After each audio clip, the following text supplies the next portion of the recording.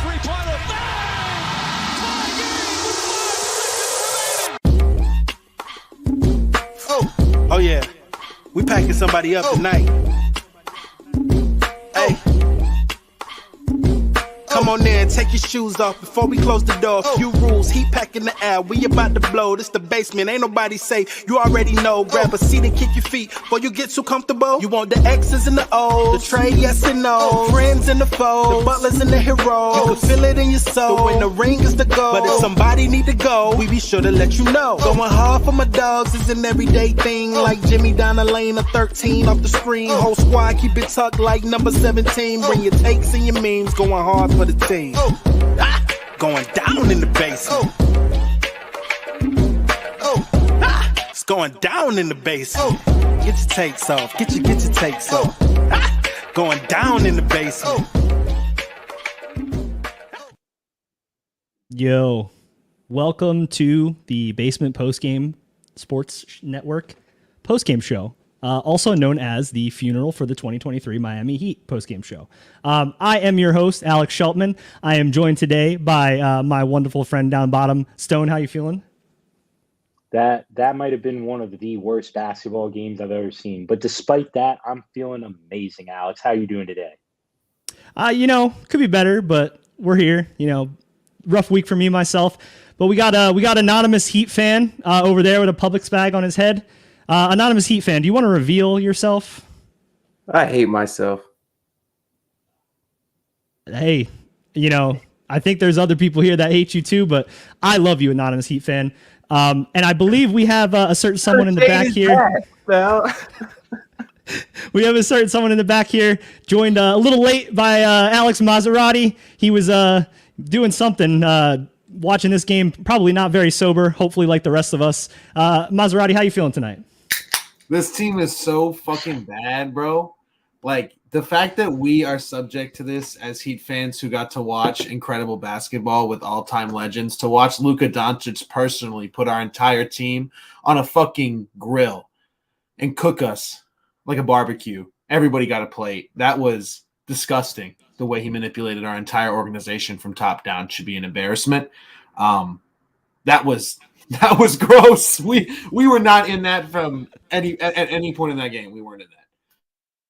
Yeah, I mean, it was an absolute Luka Doncic masterclass this entire game. He showed our team what it's like to have a superstar.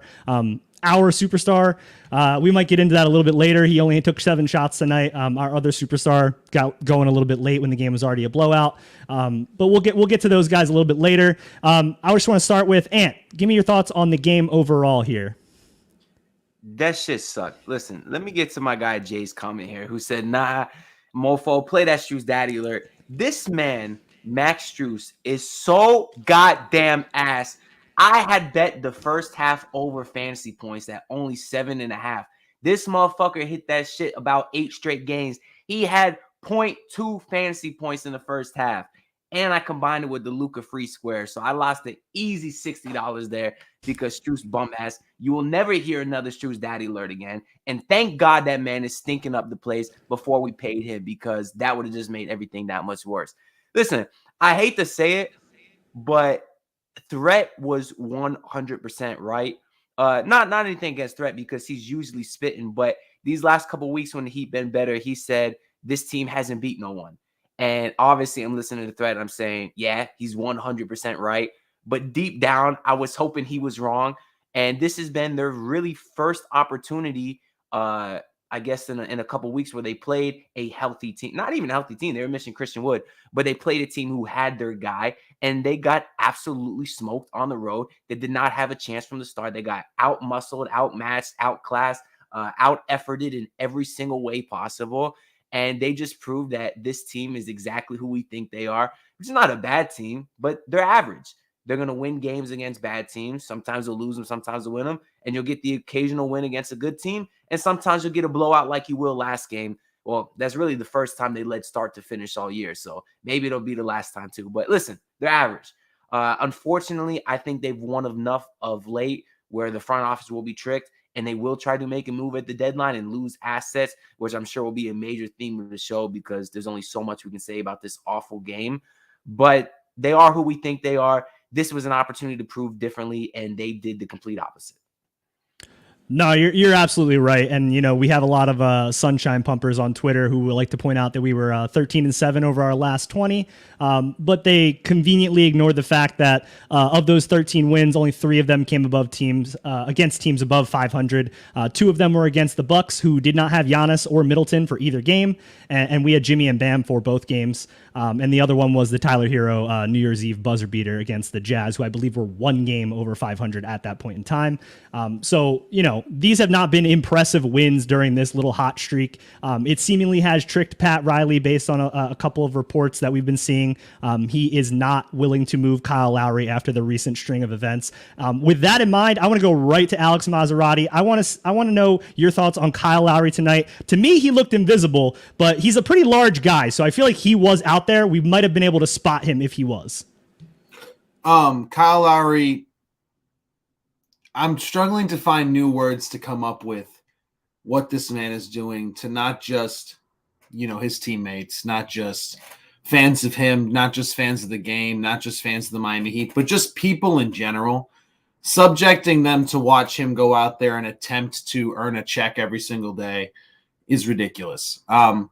I'm only happy that he didn't shoot the ball 8 times tonight, but it is so clear that this team is a better basketball team without him. I can tell you in every single facet of the beautiful game of basketball, the Miami Heat are better when Kyle Lowry is on the bench. I think he's the 3rd best point guard.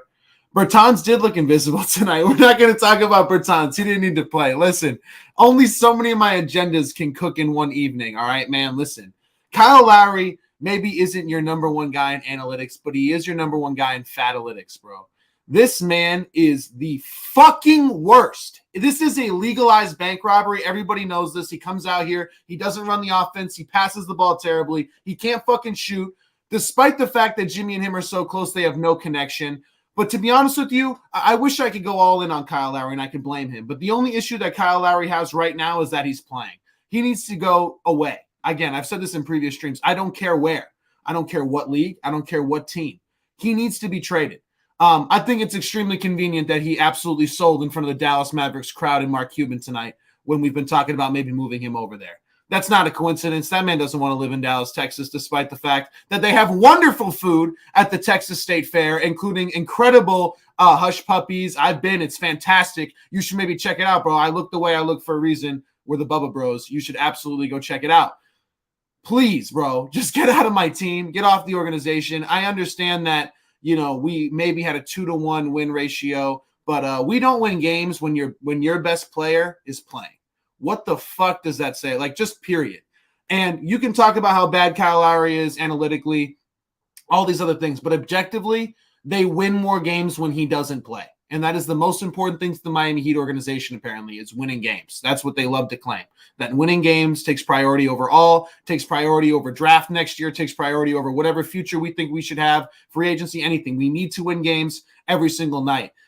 Him playing Kyle Lowry this amount of minutes and not moving him and saying you want to win games literally do not make sense. It does not equal each other. Like, you cannot play Kyle Lowry and win games. You have seen a big enough sample size, in my opinion, where that's the case. And Gabe doesn't even bring it every game, but when Gabe is just playing, period, they win. Again, Herro 1 of 17 from 3 the last couple of games. We'll get to him in a minute. He's a fraud. And if you didn't think he was a fraud, I can't help you. I don't know if you ever thought that he and Kyle Lowry could be a championship backcourt. Bubba Bros, that's absolutely a thing now. Us big guys have to stick together. People are losing weight nowadays. Ever since the pandemic, people are getting their lives together. I should be one of those people. I'm not. Me and Kyle Lowry have chosen the same path that donuts, burgers, and French fries are better than lifting weights right now. Maybe that'll change for both me and him when he's retired and moved on from the game of basketball. I just got to give credit to the Toronto Raptors organization. I give a lot of credit for Mike McDaniel as a Miami Dolphins fan for making Tua Tagovailoa look like a very good quarterback. I can't even put into words the amount of credit that the Toronto Raptors organization gets credit for making Kyle Lowry not just a decent NBA player, not just a respectable NBA player, but apparently in some people's eyes, a Hall of Famer and best player to ever walk the court of that organization. That is incredible development. That is incredible perseverance. I don't even know. You can call it divine intervention. Kyle Lowry needs to be on a different NBA roster in the next 20 days. Is it until the trading deadline, right? Around 20 days. And I really hope, I trust Barry Jackson. He's probably the most trusted reporter in South Florida sports. I believe what he says when the Heat don't want to trade Kyle Lowry. Again, I just asked for Pat Riley to seek help, to seek therapy, to seek psychiatric care, and to seek hopefully medication, because I don't know if there's a way naturally for him to fix this. People are asking in the comments if I was happy with the way the Dolphins season ended. I'm 22 years old. That was the best Dolphin experience in my life. Whether that's sad or not is up to you, but that is absolutely. Yeah, no, I mean, everything you said there was absolutely true. I want to get Stone's thoughts on Kyle Lowry, but first we're going to go to George really quick, who joined late. George, give me your thoughts on the game from tonight. The disrespect coming from Bubba's mouth right now. Kyle Lowry is by far the best player to struggle to put on a Toronto Raptors jersey of all time. Okay, he is. It is not even a question. 2 questions though. What the fuck is a hush puppy? Because I don't know what that was. I don't know what you're talking about. We'll explain later. We'll explain later. Overrated. That's what it is. I don't know what the hell you're talking about there. And Overrated as hell.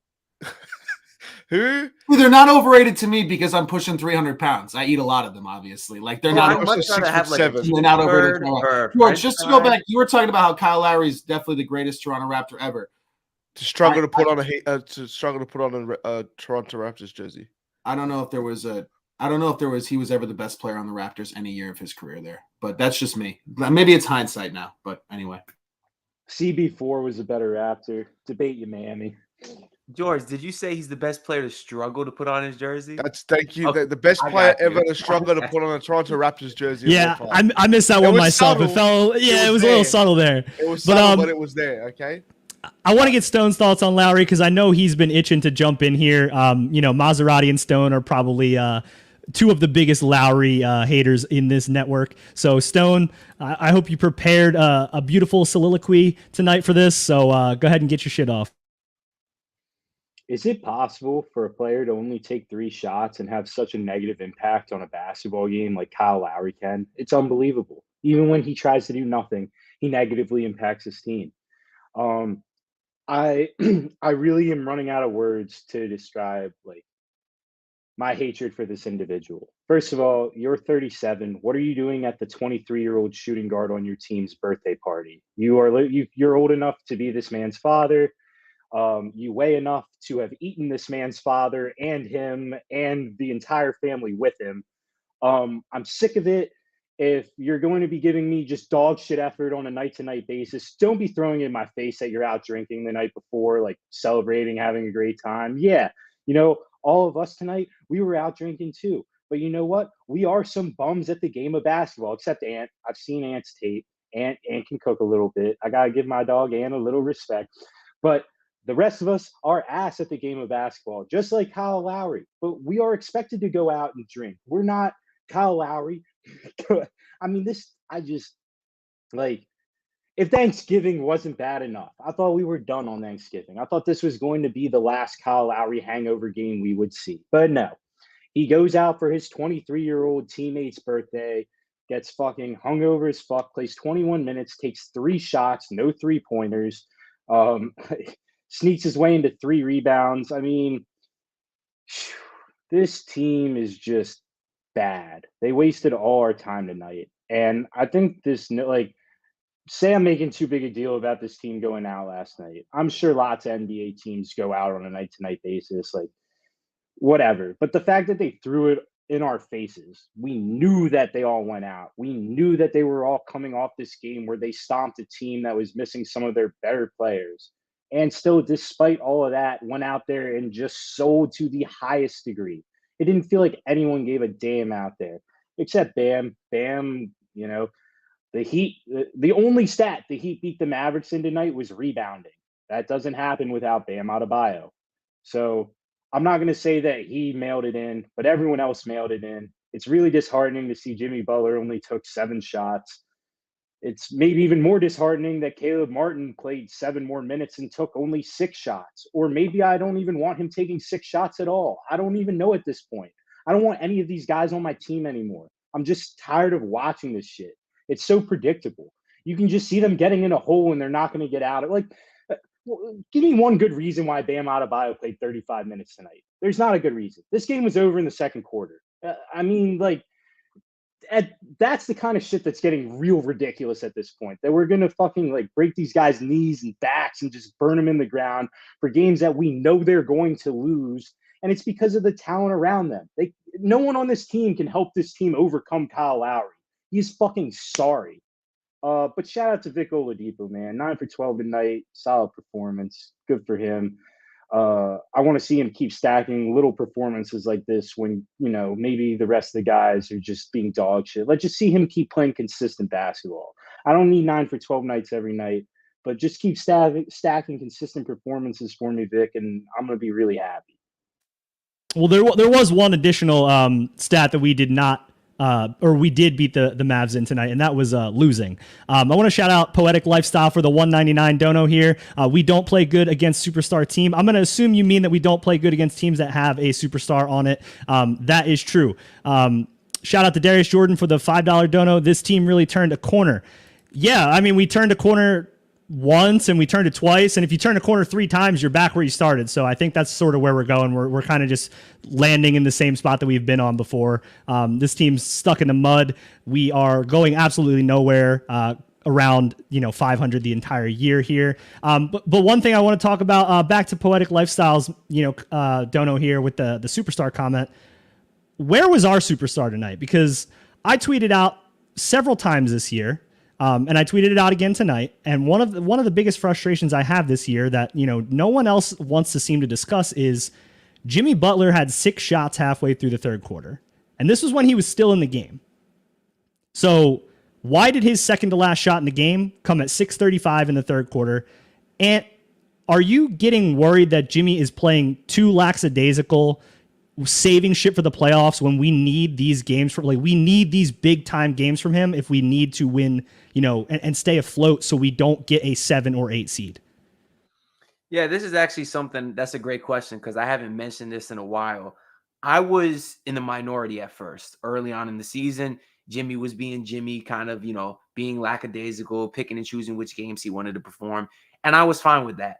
I understood that you need him come playoff time and that you're not going to, at this point in his career, you're not going to get playoff Jimmy for every single game in the regular season. And that's something I'm fine with because every single year in the playoffs, he's shown that he is one of the best playoff performers, unless he's going against Bryn Forbes, of course. But, we don't talk about that over here. But that's why I'm fine with that. And for a guy that obviously attacks the rim, hits the ground every time he drives, I'm fine with him conserving his body. Then it got to the point this team was losing. Under 500, one game over, this continuous span. And I said, if he doesn't turn it up, then they're not going to make the playoffs. And then there's no point in him conserving his body because then it's for absolutely nothing. And I have a problem with that. One, because they are paying him a ton of money. When you're getting paid a ton of money, you shouldn't be allowed to pick and choose which games you want to try. And it'd be one thing if he was out there trying, but instead of attacking the rim, getting hurt, he was being more of a playmaker, getting rebounds. But you have these games like tonight where he legitimately looks like he doesn't care. Another reason I had a big problem with that is because he was the guy that after they got that win in Boston versus the second time in a row, and calling himself a minority is crazy. When did I say that? I mean, I was the one sitting behind Rosa Parks, not you. He's kind of right. He's kind of right. We look like a CEO meeting right now. Well, you're exactly. We're like a great aisle at a liquor store. We're a couple of enticing white wines. We look like young, what's it called? Young Investors America. That's what this looks like. This is a meeting of privilege. Or we look like Miami Heat role players. Yay! I'm getting paid $18 million to do nothing. All right. Finish your thought, Ant. Nah, that's all great points, by the way. But when he went out there versus that second game versus Boston, and he says he sees a championship in this team's future, and then they played in Memphis it was in Detroit the next night. He took like 8 shots. They got blown out. And it really pissed me off. It did. Because he talks a lot, saying every chance he gets, he says he thinks this team's going to win a championship. And then when he goes out there and has nights like tonight where he looks like he absolutely doesn't care, it's frustrating for a guy that's getting paid all this money, for a guy that's doing all this talk, for this guy when they blow these clutch games, he's saying, we have a problem in the fourth quarter offense. Dude, you're Jimmy Butler. You're the star player. If you have a problem with the way the ball's moving, you get the ball and you go to work. You very clearly don't care out there. And it was all fun and games last year when you had Strus shooting 40% and Tyler was shooting lights out, 6th man of the year. You could let Jimmy have these nights off. Well, tonight or this year, you don't have that luxury. Yeah, they're 3 games back of 4, whatever all these people say. They're also 3 games up of 12. It's too close to have these nights like tonight where he looks like he doesn't care. And for this team to look like they're going to be in the play-in, which of course means they could potentially miss the playoffs, is a major, major disappointment from Jimmy. So yeah, I do have a problem with it now. Yeah, I mean, I want to throw the same question to George. I know, George, I know you're a big Jimmy guy. I know you're a big fan of his. Have you swayed at all? Are you leaning towards Ant now a little bit more with some of these performances where he seems like he's just phoning it in? It's hard because I've died on my hill many times before, and I've also been pushed off the side more than one time this season. I still don't think it's a problem where Jimmy takes these sort of backseat games. It doesn't bother me because at the end of the day, like I've always said, you know what you're getting from Jimmy in the playoffs when come playoff time. I know what everyone says is the same thing. We have to make the playoffs first for him to perform in the playoffs. I get that. But this is a game where the team itself played horribly. Every single person except for Victor Oladipo, the beautiful man he is. He played great. Herro going 6 for 11 and only taking 2 threes is a bigger problem than Jimmy only taking 7 shots in the game. That is unequivocally true to me. But Tyler Herro is not your superstar. Jimmy Butler is your superstar. But you're paying him to be your offensive superstar. You are paying. No, you're not. Tyler Herro's contract has not kicked in yet. Doesn't matter. You've planned to pay him. You've given him this contract that's coming because you expect him to do this stuff. It's not the day that it kicks in that he'll start averaging 35. It's not going to happen. He should be doing that right now. The fact that this team only took 23 pointers in the entire game and only made 4 of them the entire game is ridiculous. Is actually stupid. That's the reason we lost tonight. Not being able to get our shots off, not being able to actually run our sets with these just a plethora of white shooters that we have. They have been disappointing time and time again. I like Max Strus had a 10 assist game the other day, and everyone couldn't shut the hell up about it. He went 0-5 for tonight, and no one's going to say anything about it, which makes me even more upset. It's his job to get open in the corner. It's his job to it just makes it more upsetting. But with Jimmy, like I said, I know what I'm going to get with Jimmy. So he actively takes a back seat in these games, in most games, every game, to get Bam and Tyler cooking. That should be enough to win games, even against Luka Doncic. When you have Bam and Adebayo and Tyler Herro, that should be enough to beat teams like this, with Jimmy doing what he wants to do. In the playoffs come then, if this happens, then I'm worried. Yeah, and I think ultimately that's the problem that we might run into. I want to shout out Darius Jordan, another $5 dono here. Jimmy carried for 3 years, and Miami did nothing to help them. I'd not take it serious either if I was him. They did nothing in the offseason. I don't blame him. I mean, they did pay his ass $50 million. That's what I'm going to say. And I don't want to be paying Jimmy Butler, what is it, $7 million a shot, whatever at this point. I'm not going to do the math. I'm going to go to Alex Maserati here. Same topic here. Is there any cause for concern with this continued, lack of interest on Jimmy Butler's part when we really just do not have the games to just throw away like this? I think there is some concern, but I think what Darius was saying in the comments is absolutely valid. Jimmy was doing this last year and it was working out fine. So I can understand why he might think, why can't I just do this again? It's better if I save myself for the playoffs. But I think he needs to realize that this is a completely different year, as much as he wants to think that, they're just in a almost 50-game shooting slump right now. The reality of the Heat season is that they went into the season saying that they wanted to lean into their offense more, and pretty much all of their offensive-focused players let them down. I don't care what you want to say about Tyler Herro. He has let them down this year. With the injuries early on in the year, on top of the fact that recently he's really not shooting well from 3. I don't know what you can say about that. He has to be And I say this all the time about Tyler Herro. Like, that needs to be the minimum from him, is that he needs to be a really good shooter. I appreciate the improved passing. I appreciate the effort on defense. I appreciate the improved layup package. But, like, he was drafted first and foremost because he was the best shooter in the draft. And if he doesn't have that three-point shot, as in my opinion, that should be the best part of his game, should be his three-point shooting, then I don't think he's ever going to be the player that they're paying him to be or necessarily that he was supposed to be. So add that to Duncan Robinson, whatever, hiatus, quitting on whatever he's doing. Like, I don't know what he's doing, but he's not part of the team anymore. The Duncan hibernation. Strus, ever since his shoulder injury, has just been bad. Like, there's been a couple of games where it's been good, but really ever since he was good at the beginning of the year, hitting a bunch of shots for this team. But since his shoulder injury, he hasn't been good, and we've kind of transitioned now to Bam is trying to run the offense, things we like to see.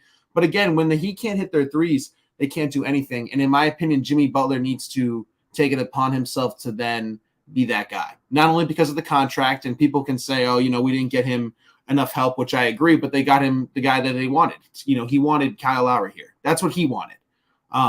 So, I mean, I don't think Jimmy Butler can be one of the people that necessarily blames the front office, because I think he has a big influence on who they go after. I think everything gets cleared from him. I think he's the franchise player, and he's the number one guy that I think Pat Riley probably talks to on the team outside of like the coaches, obviously.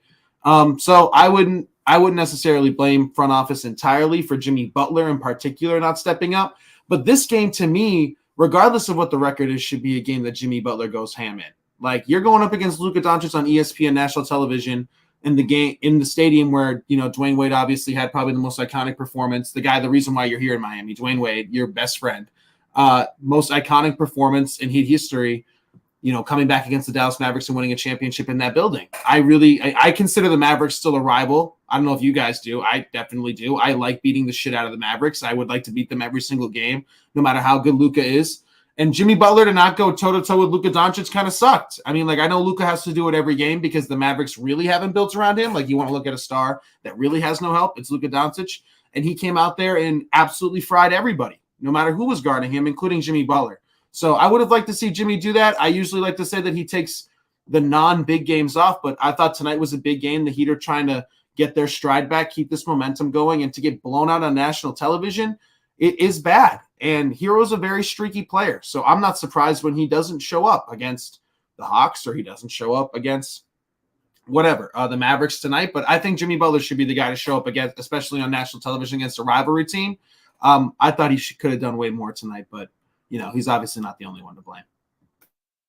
Yeah, want to shout out BB for the $5 dono. Poor rotation, overhelping, no ball movement, no cutting, one and done possessions. Herro chucking up a kajillion shots. We could go on and on. Yeah, I mean the list really just does keep going on and on. There are a plethora of problems with this team, and there's not really one player that's going to fix it. It's going to take multiple deadline moves that we're going to see here in the next 3 weeks. I want to kick it back over to Stone. Stone, similar question. Do you think Spo bears any responsibility to maybe getting into Jimmy a little bit in the huddle and saying, look, Bam doesn't have it tonight. His shot's not falling. You've only taken 4 shots. Like, we need you. We need you to take this aggressiveness early rather than trying to distribute and do something later. Do you think, any percentage blame towards Spo? Hey, didn't last year we see like some big, scene between Jimmy and Spo, and like everyone made like such a huge deal about it? And then didn't they turn their entire season around?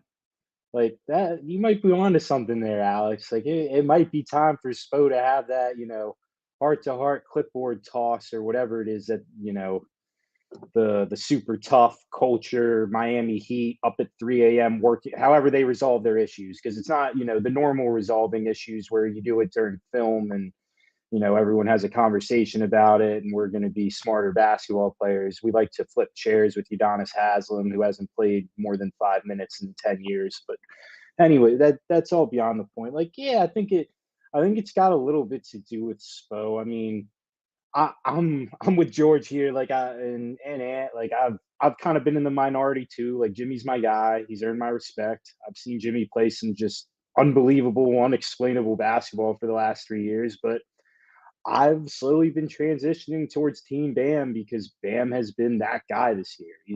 He's been consistent. He has showed up every night. He's been a special player. So it's not really that I'm upset that Jimmy didn't show up tonight. I'm upset that Jimmy can take such a back seat to what we're trying to keep building on with Bam. Bam took 14 shots tonight. You know, he took the most shots on our team. Those are all good things. I want to keep building on those things, even in these kind of losses. And so I'm not necessarily upset that Jimmy wasn't, special Jimmy tonight. Like, I think we all knew what we were walking into with this game when we saw all these guys went out last night. We're posting pictures about it. They weren't going to come out on national TV and say anything to Luka Doncic at his house, So I kind of knew what we were walking into, and I wasn't necessarily expecting special Jimmy tonight, but I was expecting more than we got. And,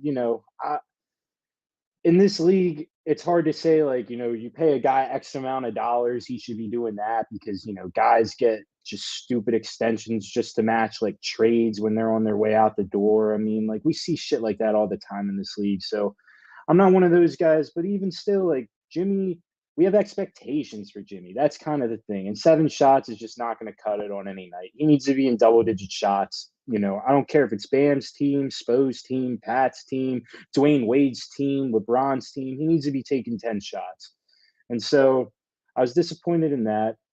And I just want to see, like, if we're committed to this build or whatever, and like I want to see them keep building on what they keep getting out of Bam, because Bam keeps giving them good stuff.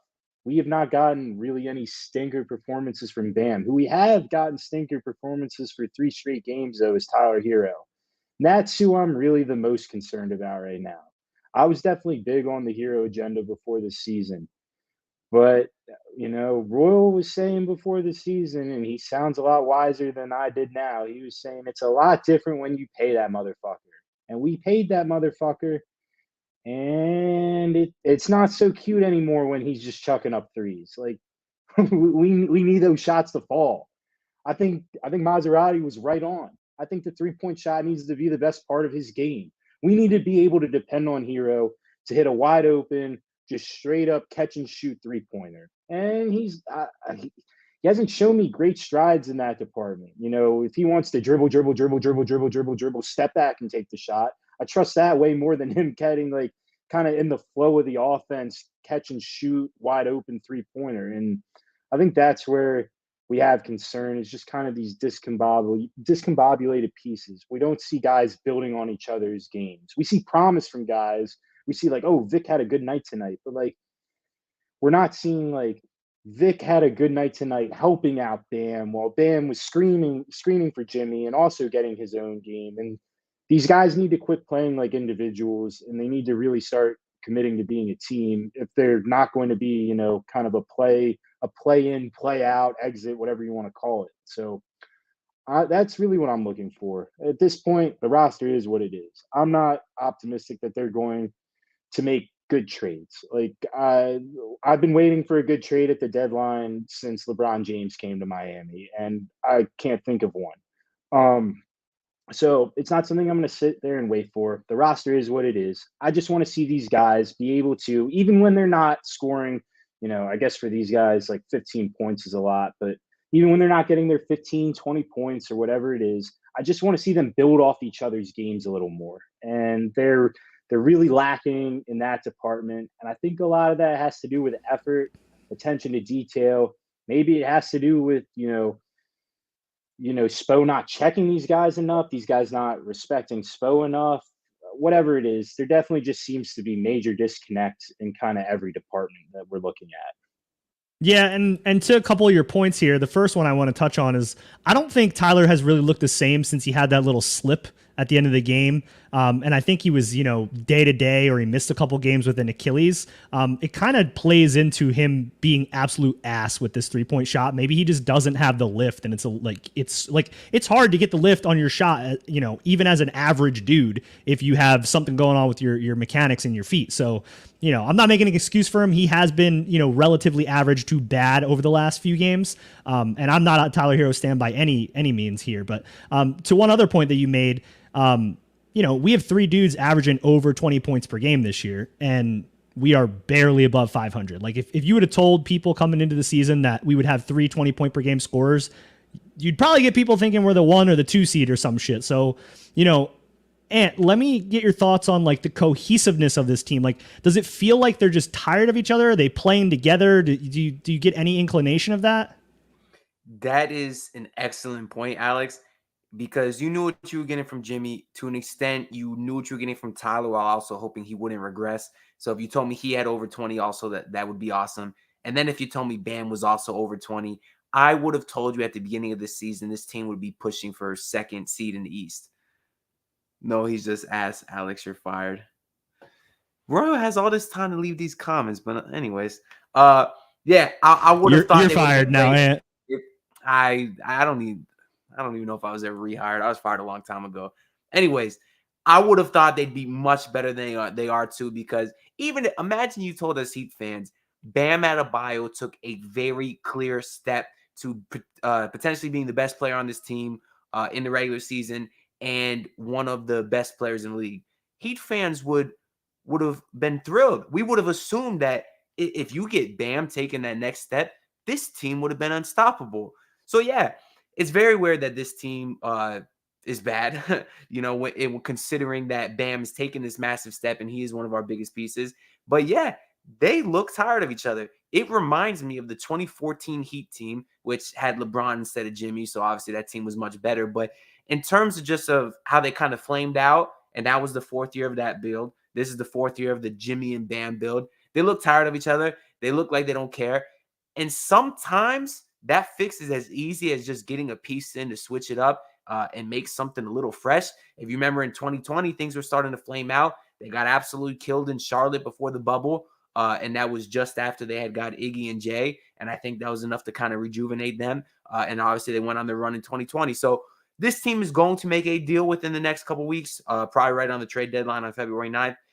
I don't think it'll be good enough to make them a contender, but I'm really relying on, if there's any positivity, I'm just hoping that shakeup is enough to just energize this team, because they look very tired of playing with each other, to answer your question. Yeah, I tend to agree. It does give me the 2014 vibes that you mentioned, where they're kind of just going through the motions. The difference is they do not have LeBron James and they do not have Dwayne Wade, unfortunately.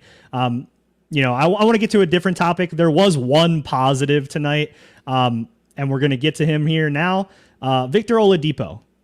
He's been having an incredible last 2 weeks of ball, maybe against some bad teams, but he's finding his offensive game where we didn't really think as a fan base that he would get any of that back post injury. So, we all knew what he brought to the defensive end here, but George, how are you feeling about Victor Oladipo? Is he making himself untradeable as we approach the trade deadline?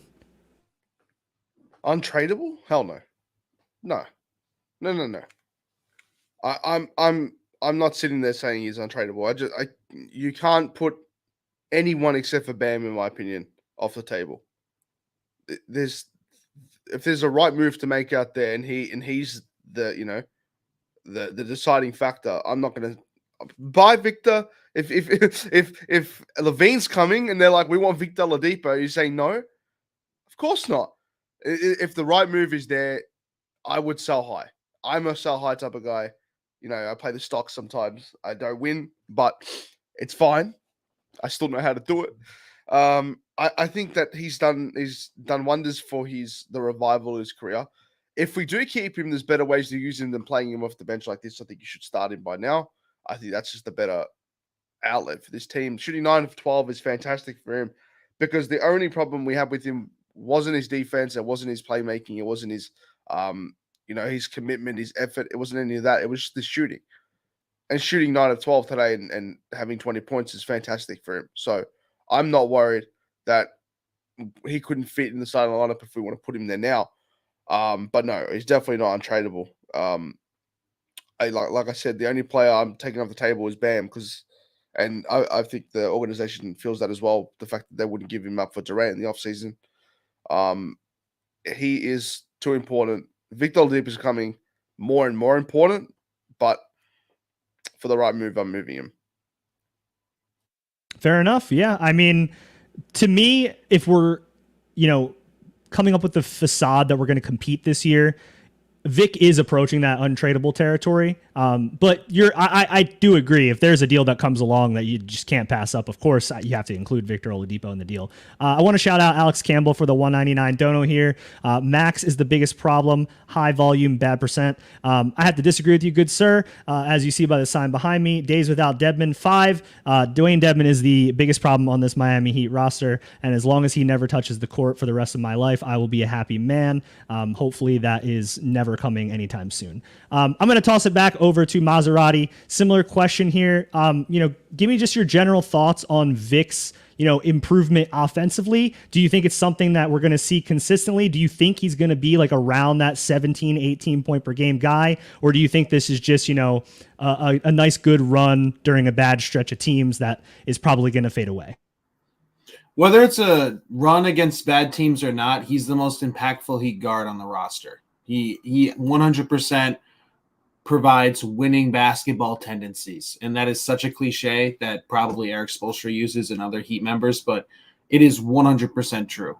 His playmaking is so underrated. I think he's a better point guard than Kyle Lowry. I think his IQ is underrated. I think he gets people in the right spot. And I think Victor Oladipo recently has really been playing at his own pace. I think throughout his entire career, he was a very fast player because of his athleticism and because of the injuries. And especially this year, I think he's playing a lot slower and at his own pace. And I really like his mid-range jump shot this year. And I really like some of the step back moves he's brought. I love the passing. I love the defense. The only way, in my opinion, that Tyler Herro can be a starter in a backcourt that can win a championship is if a player like Victor Oladipo is next to him. And again, this version of Victor Oladipo, 17, 18 points a game, plus elite defensive on the other end, because you never know when Tyler Herro is just going to decide that I don't know how to shoot the three anymore.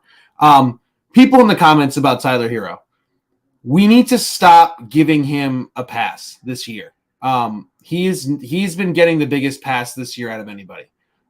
Besides maybe Jimmy, because we were just talking about the Jimmy thing, but I think Jimmy has done so much for this organization in such a short time that if anyone deserves a pass, it's him. But again, if you don't want to give him one for taking nights off, I 100% get that. Tyler Herro was paid to be the number one scorer on a championship contending team. I don't care what the price tag was. He was damn near maxed out for what he could have done. If Tyler Herro was not paid, the Heat would have a very easy sign and trade, tag and trade, whatever, waiting for them this offseason with Tyler Herro to add a real third star or piece next to Bam and Jimmy. And the record could be exactly what it was right now. Just imagine if they had not paid Tyler Herro and they can move him in the offseason as an asset. This team would have such a different direction to go in at the deadline, such a different direction to go in the offseason. It's not a shot at Tyler Herro. Of course, he should have asked for that money after winning Sixth Man of the Year.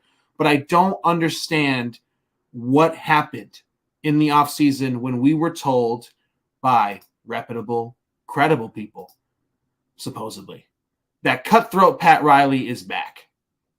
Because Pat Riley is still with the cat, the dog, whatever, old sentimental ass Pat reading the bedtime stories right now. Because he paid a Sixth Man of the Year to be the number one scorer on a championship contending team, which now will be in the play-in. And he's not the best offensive player on the team. And he's a streaky three-point shooter, whether you want to admit it or not. And he does not help the system or the flow of this offense. He does not. They force him in. I don't think Erik Spoelstra wants to run an offense through Tyler Herro. I'm going to be completely honest. I think Erik Spoelstra wants to have ball movement. I think Erik Spoelstra likes, everybody playing their role and working through Jimmy. Maybe I wish he would want to work through Bam more, but whatever. I think Tyler Herro demands this style of basketball in order for him to put up the numbers that justify the contract you had to pay him. And people saying, oh, well, he would have gotten more than Jordan Poole in the offseason. That's great. You would have paid him it and traded him to another team or a third team or something like that. They have a massive Tyler Herro problem that people want to admit or not, whether you want to admit it or not. Yes, Kyle Lowry is a huge fucking problem. We all know that. He's movable one way or another. Kyle Lowry is movable. This season, next season when he's expiring, he's movable. At a certain point, you're going to have to come to a discussion with Tyler Herro when you're going to other teams. By the way, I clown. People are going to call me crazy for this comparison. Crazy. This is a hot take. People clown everybody for the Rudy Gobert trade, right? Because you traded Rudy Gobert even though he's played off the floor in the playoffs. Tell me how in the fourth quarter of games, when Tyler Herro's shot is not following, which is very streaky, how is he not played off the floor in the playoffs? When he plays, when he's healthy, because sometimes he's not healthy. He can't defend anyone, and it's not a fault of his own. It is a literal physical thing that he just has to deal with, just like Isaiah Thomas or whatever other, you just can't. It's not possible. But you need to be the best three-point shooter on the team. You need to be the best scorer on a team, and it's not happening. And considering the money that he's making, he needs to impact the ways of winning basketball no matter what. Even if the shot isn't falling, I'm telling you, the number way Tyler Herro can impact the Heat team to win games is obviously scoring. But when he's not, he has to be able to find some way to stay on the floor. Otherwise, how are you paying him? Right? Victor Oladipo was making the minimum off of a torn quad that he wrote a letter about and burned in the fucking whatever in his backyard, that he is still literally impacting winning basketball more than the guy that we paid early. And again, we've seen this in other sports too. Paying guys early off of seasons when you had questions and doubts does not happen. Do not forget Pat Riley, Erik Spoelstra, why this kid was on the bench for a long time, how you put him into the starting lineup and then brought him back. Like, don't forget about the original doubts that you had. I think they should have waited till they started him. And again, this is a completely different conversation, whether people want to admit it or not. At the deadline, if you can trade Tyler Herro easily right now. Completely different. Talking about OG Anunoby and some of these other guys, right? If he was actually I know he's technically movable with the poison pill or whatever, and it would be super complicated. I get that. But if he was not extended right now, it would be easier. They would have an asset to attach to Lowry and get a great piece back or whatever. But to be honest with you, I expect the Heat right now to just fucking run this shit out and hope that they can keep it close in a playoff series, man. And Victor Oladipo, though, just to get back to your question, deserves a lot of credit because I wrote him off. I'll just keep it a buck with you. Did not think he could do anything for this Heat team this season. I was making all the jokes that he was acquired at the deadline back-to-back years. But this man has been the most impactful Heat guard this season, 100%. More than Kyle Lowry, more than Tyler Herro to me, obviously more than Max Strus. And, all we can hope for is Vic is that he stays healthy. But if he does, I don't think this is going away. He seems really confident right now. And I think that when he's healthy and when he's feeling confident like this, he can give you 17 or 18 a night and be your number one point of attack defender. Yeah, I mean, Vic did some voodoo shit and burned the paper. Maybe we can get Kyle Lowry to burn like a Chick-fil-A bag or some shit and turn his season around. Shout out to Royal, the real PG1 in the Heat universe over here. Vic greater than Lowry. It's Simple Health Advisors. Simple Health Advisors, the primary sponsor of the basement, as many of you know. A primary sponsor of the basement is Simple Health Advisors. Insurance does not need to be complicated. Email them or give them a call today. Tell them that the basement sent you. Email our guy, James Poe at jpo@simplehealthadvisors.com, or you can give him a call at 321-345-7738. Blow up his phone, wake him up in the middle of the night. It's 11 p.m. Give him a call right now. We're going to move over to the next topic that I had here in mind, which was Max Strus. I'm just going to toss it to Stone. Strus had 10 assists the other night. He had 1 assist tonight. We're going to keep this brief, Stone. Get your shit off about Strus because everyone seemed to think he was back after a few hot games of shooting. And then he had 1 10 assist night, and now he's back to 0 points and 1 assist. So what are your thoughts on the quick overreaction there? My thoughts are he's an undrafted basketball player.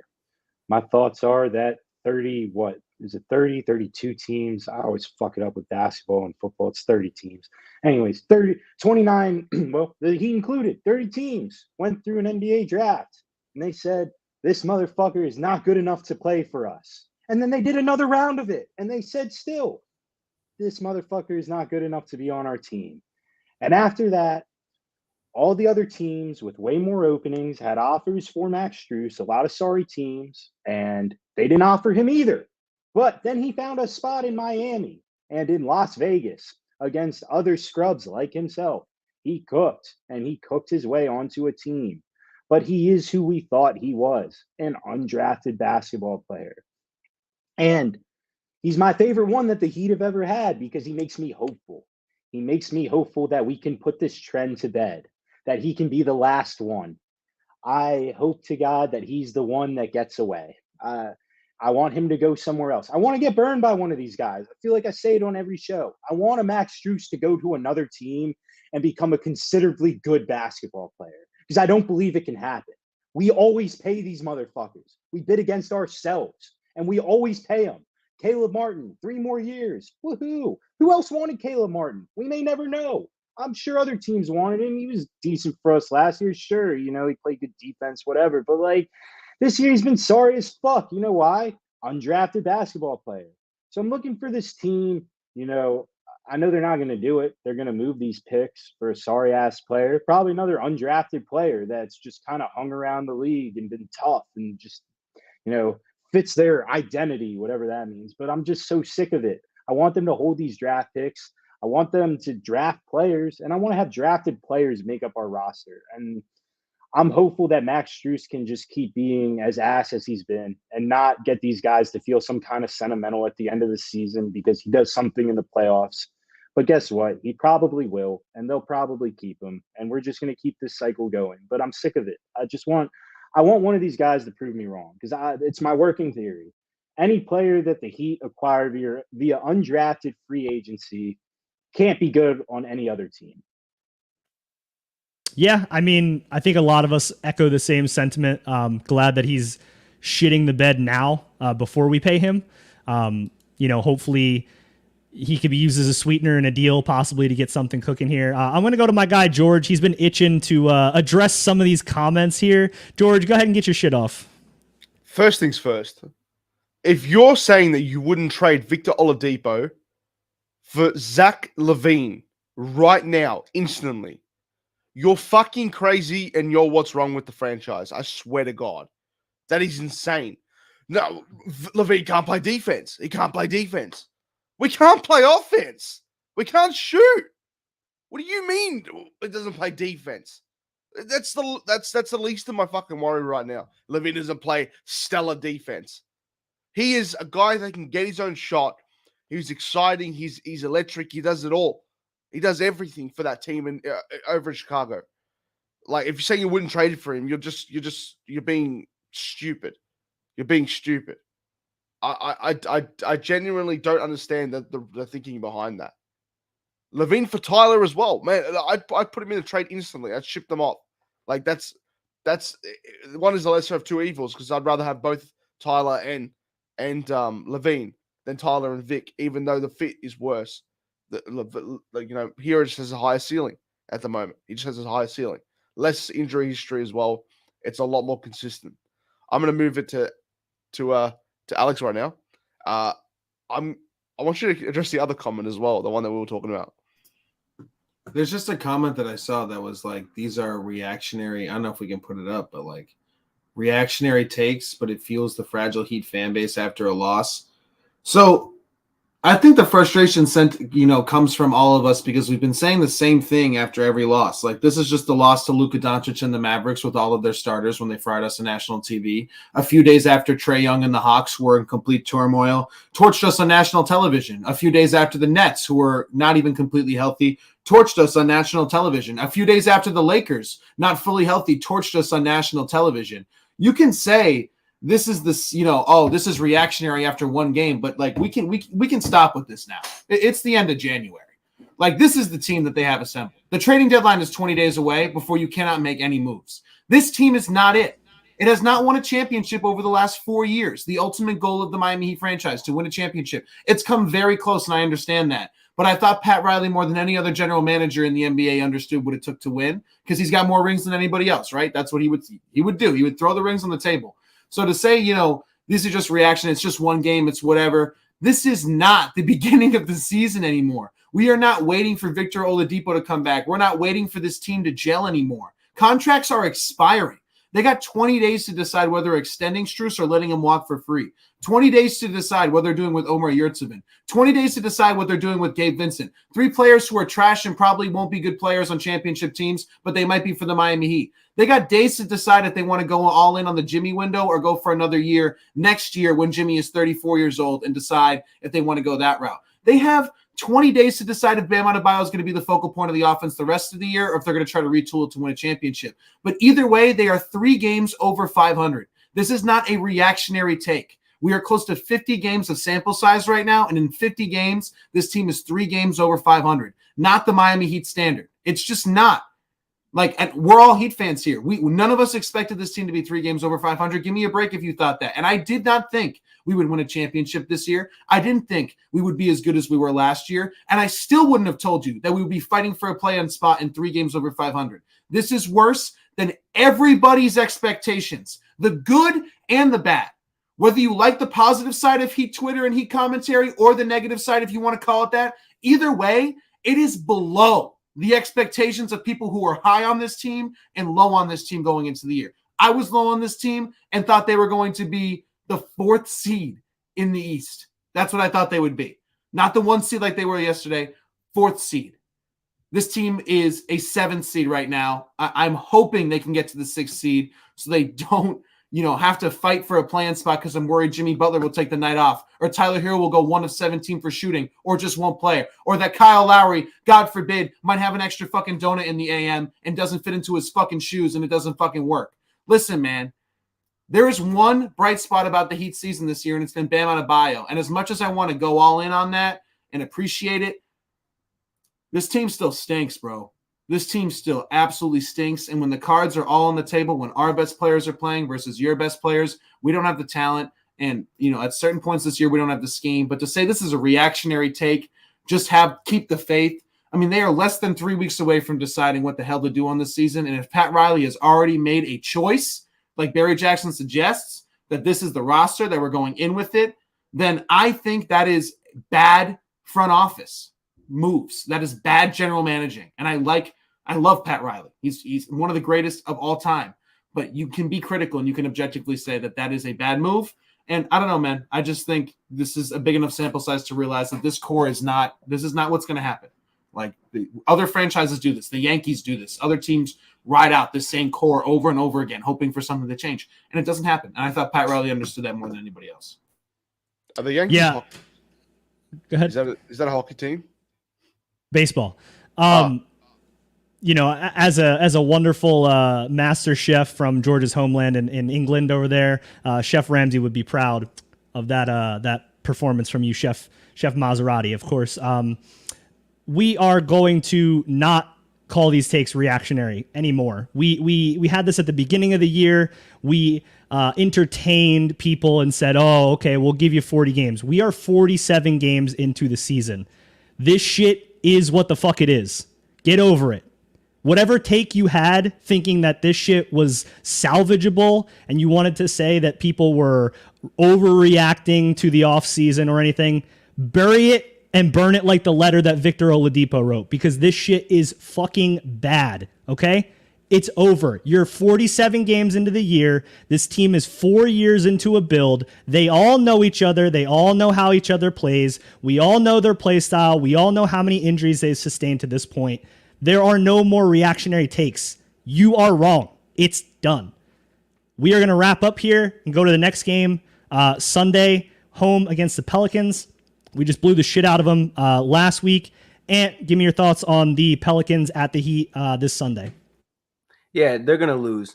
First, I want to talk about this comment from our girl, Valeria. First of all, I do agree with you. These guys are doing a great job cooking some wonderful takes. But y'all want to talk about how Tyler Herro's a fraud. This girl, Valeria, is a fraud. First of all, a couple weeks ago, I called her for sitting on the bathroom sink trying to get the Kyle Lowry cheeks. You ain't fooling no one, Valeria. Then I make you update your profile picture to where you covering your entire face with the phone. We all know that trick, Valeria. You ain't fooling nobody. So I appreciate the shade, but I mean, you a giant fraud at the end of the day. It is what it is. And the Heat will lose that game whenever the hell they play. I really don't care anymore. I'm just watching these games to see Bam cook. So that's it. Stone, Pelicans, Heat. I mean, it really, like, this Heat team tends to beat teams when their best players are out, and they tend to lose against teams when their best players play. So I'm going to wait to see that injury report. But given how shameless this performance was tonight, these guys don't typically stack shameless on shameless performance. And if they do, then... Whoa. Royal's not here. Don't think you can mention shameless Highsmith just so willingly like that, okay? He's still in the comments. He can see what you're saying. Meat muncher. Hey, listen, man. Haywood, Highsmith, listen. under 10 minutes tonight. That's just beautiful stuff, Spo. You keep doing the Lord's work. That man doesn't deserve double-digit minutes unless he's sitting in traffic on his way delivering my Uber Eats. But other than that, we need to get him off the fucking roster. I hope he's the first player traded. I would trade him for a turkey sandwich, and I'm willing to make the turkey sandwich. He's fucking awful. I never want to see him shoot a basketball again. Anyways, I think that he win this game. I think the fact Jimmy only played 26 minutes tonight, those knees will be feeling a little fresh. He'll shoot like 20 free throws, and we're going to win that game. And I think we got Boston coming up soon after that, and they'll humble us again. So I'll be looking forward to that game. George, you thinking we are going to play down to a injured Pelicans team, or are we going to gut this one out and get a W, turn the corner again? Sorry, I've laughed so hard over the last 2 minutes over what the fuck just happened. Is Zion playing? I don't think so, no. Is Brandon Ingram and neither playing? Is Ingram, no. Then we're going to fucking win. We're going to blow that shit out. No, I'm joking. We're going to win. We're going to win. And it's going to be a 3-point victory after everyone struggles being shooting. It's going to be amazing. And we're all going to be happy about it and then not overreact to the same victory. But we're going to win. I believe that. We're going to win. Also, I saw a comment saying, I like Bam, but he's not the first option, so why build around him? He's a better player than anyone else on this team. He's the best player on this team. He's a better player than anyone else on this team. It goes Bam, Jimmy, then Tyler. That is the unequivocal ranking of talent on this team. If you don't believe so, you're a Utah Jazz fan. Maserati, we got the Pelicans on Sunday here. How you feeling about it? I'm going to be honest. I don't know if the game's at home or on the road, but if it's on the road, Tyler Herro's hitting a game winner because he likes to hit game-winning shots in irrelevant arenas like the Smoothie King Center. But if it's at home, either way, I think the Heat are going to win. I'm pretty sure the game's at home. I think we're going to win. We like to beat teams without their best player. Pelicans are extremely depleted right now. They just got their ass kicked by the Orlando Magic. I should know. I had Pelicans money line. Did not go my way. So I think we should win the next game. Obviously, that matchup with Boston's coming up. Hopefully, Jimmy shows up.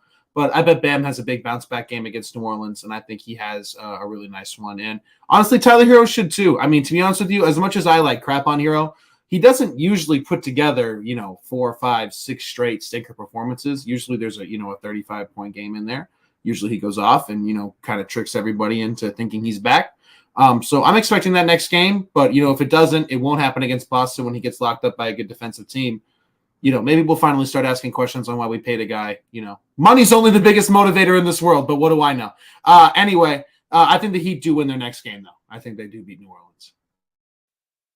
Yeah, I tend to agree with all of you. I'm not going to steal Royal's shtick here. We are not going to blow that shit out by any means, but I do think we will get the dub. The Pelicans are banged up. We might get a Jimmy bounce back game. Jimmy might be missing that game. It's just going to be how he's feeling on that day. But, to everyone's point here, I do think we see a Bam bounce back. They're probably going to be a little bit more motivated after getting the absolute shit kicked out of them tonight. And so hopefully that will lead us to, a nice, smooth W. But that is going to wrap it up here for the stream. Thank you, everyone, for joining us in the comments. We appreciate all of you for giving us love and support. I want to thank Ant for being the anonymous Heat fan. Hopefully he is going to go back under that Publix bag soon, or he is going to go beef with Valeria off stream, of course. I want to thank Stone for keeping it 100, as always. Shout out to George for joining us from the wonderful land of the kangaroos, whatever the fuck it is they do over there. Shout out. And shout out to the boy, Alex Maserati. We needed him on for some wonderful Kyle Lowry rants here. But we are done for the night. Appreciate you all. Play the video, Ant. What can I say except We suck. Pat Riley is an old fuck. What can I say except we're trash? Kyle Lowry is fucking ass.